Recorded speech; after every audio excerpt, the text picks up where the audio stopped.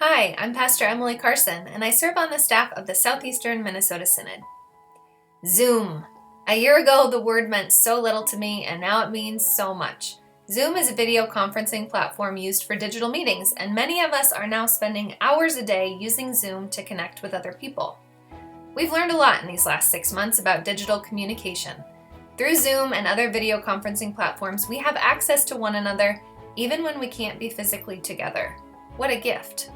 We have access to one another's brains and hearts and time.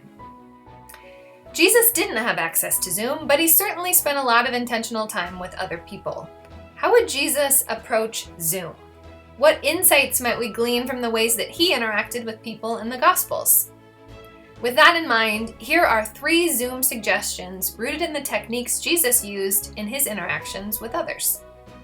Number 1. Use the gifts and energy of the people sharing the digital space with you. People like to feel valued and included. It helps them to remain engaged. When you're hosting a Zoom meeting, remember that the people with whom you are sharing space each have unique gifts and passions. They also have their own personalities with varying degrees of introversion and extroversion. Craft agendas that engage the giftedness and communication patterns of all of those in attendance. Jesus was good at this. He called together a group of disciples and invited them to be fully engaged, not mere participants waiting on the sidelines. Suggestion 2. Perpetually remind people of the shared purpose. A great way to encourage engagement in a Zoom meeting is to concretely articulate the reason you're all together.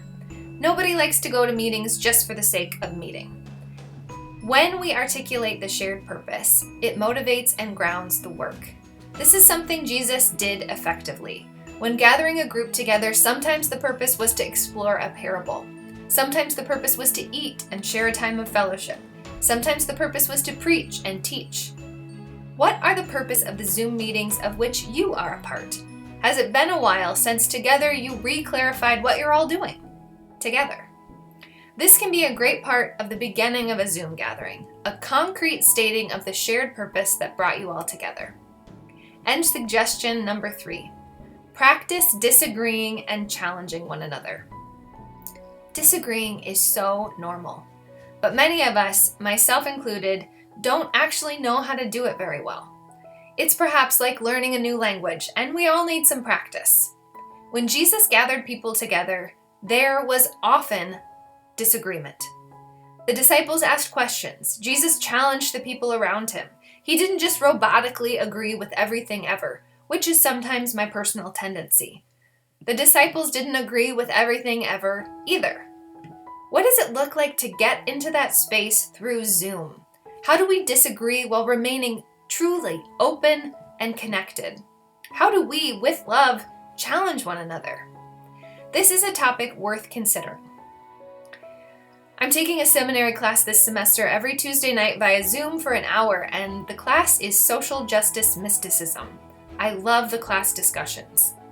Last night, I watched 2 people disagree in the most energizing, respectful way I have recently encountered. There were no personal attacks or internalizing. Instead, their challenging of one another's perspectives drew all of us in the course more deeply into the topic itself. It's normal and healthy to disagree in person, and it's normal and healthy to disagree online. I wonder what it looks like to normalize a world and a church where challenging each other and loving one another are completely synonymous. Even in a pandemic, we still get to journey through life together. Let's make the most of the platforms at our fingertips, including Zoom. Thanks.